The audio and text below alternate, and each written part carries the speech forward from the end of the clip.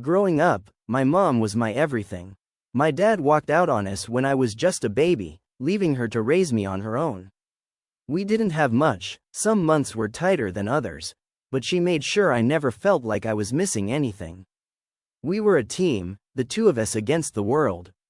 I remember her telling me, "It's you and me, kid." Always. I clung to those words like a lifeline. When I was 10, everything changed. My mom met Peter, a quiet but charming man who seemed to have his life together. At first, I was skeptical of him. I didn't want anyone coming between me and my mom, but he won me over. He took us out for ice cream, helped me with my homework, and always included me in conversations. For the first time, I felt like we were a normal family. When he proposed to my mom, I was genuinely happy for her. After they got married, Peter moved in, and life seemed good. Sure, there were adjustments. I had to share my space, my time with my mom, but I didn't mind. She seemed happy, and that made me happy. But things shifted when my mom announced she was pregnant. Peter was over the moon, and my mom seemed ecstatic, too. I was excited, though a little nervous about what it meant for our dynamic. When my stepbrother, Ethan, was born, the shift in my mom's attention was immediate. It wasn't malicious or intentional at first. She was just overwhelmed with a newborn, and I understood that. It's just for a while, I told myself. Things will go back to normal. But they never did. As the months passed, I felt myself fading into the background. My mom no longer asked about my day or helped me with my homework. Every conversation was about Ethan, how he smiled, how he cried, how he kept them up all night. If I tried to talk about something that mattered to me, she'd brush it off with, "Not now, honey. Ethan needs me." Peter started showing his true colors, too. He was no longer the kind, supportive stepdad I thought he was. Instead, he became critical of everything I did. "You're old enough to help out more," he'd say. "Why are you so lazy?" I was already babysitting Ethan whenever they needed me, cleaning the house, and trying to keep up with school. But no matter how much I did, it was never enough. The tension came to a head one evening.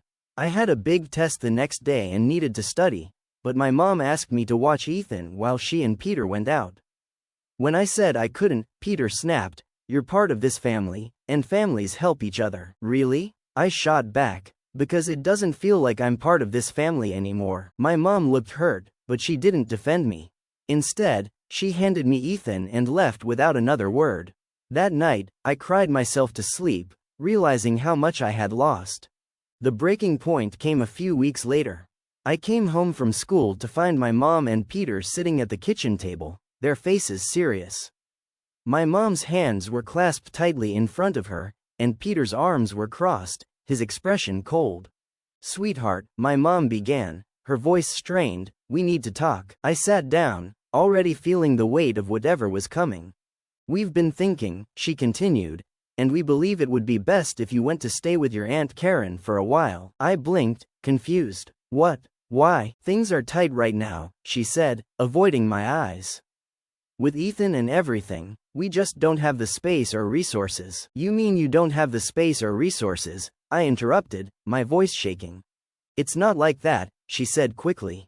"Karen has a bigger house, and she can give you more attention than we can right now." Peter chimed in, his tone sharp.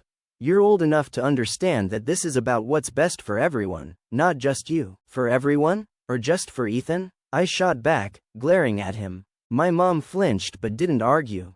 That hurt more than anything Peter could have said. She was choosing them over me. I stormed to my room, slamming the door behind me. As I packed my things, I kept waiting for her to come in, to apologize, to tell me she had made a mistake. But she didn't. The next morning, she drove me to Aunt Karen's house without saying much. When she left, she hugged me and said, "I'll call you soon, okay?" But she didn't. Living with Aunt Karen wasn't terrible, but it wasn't home. I felt like a guest, like I didn't belong. My mom called occasionally, but our conversations were always brief. "How's school? Are you eating enough?" "Okay, I have to go. Ethan needs me." She never once asked how I was feeling or if I was okay. Over time, I stopped waiting for her calls. I focused on school, got a job, and built a life for myself. I didn't need her anymore, and I told myself I didn't care. But deep down, I did. I wanted her to regret what she had done, to realize she had made a mistake.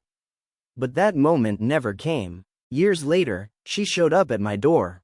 I hadn't seen her in over a decade, and there she was, standing on my doorstep like a ghost from my past. She looked older, tired, worn down. For a moment, I felt a flicker of hope. Maybe she was here to apologize, to make amends. "Hi," she said, her voice trembling. I stared at her, unsure of what to say. "What are you doing here? Can I come in?" she asked. Against my better judgment, I stepped aside. She walked in, glancing around my apartment. I could see the surprise in her eyes. I had done well for myself, and I could tell she hadn't expected that. "I'm sorry to just show up like this," she began, wringing her hands. But I didn't know where else to go. "What do you want?" I asked, my tone harsher than I intended. She hesitated, her eyes welling up with tears. "It's Ethan," she said finally. "He's in trouble. He needs help, and I don't have anywhere else to turn." Of course. It was about Ethan. It was always about Ethan. "What kind of help?" I asked, crossing my arms. "He's trying to go to college, but we can't afford it," she said, her voice breaking. "Peter lost his job, and I'm barely making ends meet. I thought maybe you could." "Stop," I said, cutting her off. She looked at me, confused. "You thought maybe what? That I'd swoop in and save the day?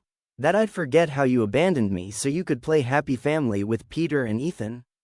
My voice was shaking now, years of anger bubbling to the surface. "I know I hurt you," she said, tears streaming down her face. "I'll never forgive myself for that. But Ethan is your responsibility, not mine," I snapped. "You made your choice, remember? You chose him over me. So why should I care now?" She started sobbing, but I didn't care. For once, I was putting myself first. In the end, I wrote her a check, not for her, but for Ethan. I didn't want him to suffer for her mistakes. But as I handed it to her, I made my position clear. "This is the last thing you'll ever get from me," I said firmly. "Don't come back. Don't call me. As far as I'm concerned, I don't have a mother anymore." She looked at me, heartbroken, but I didn't waver. When she finally left, I felt a strange mix of relief and sadness. That day, I closed the door on my past.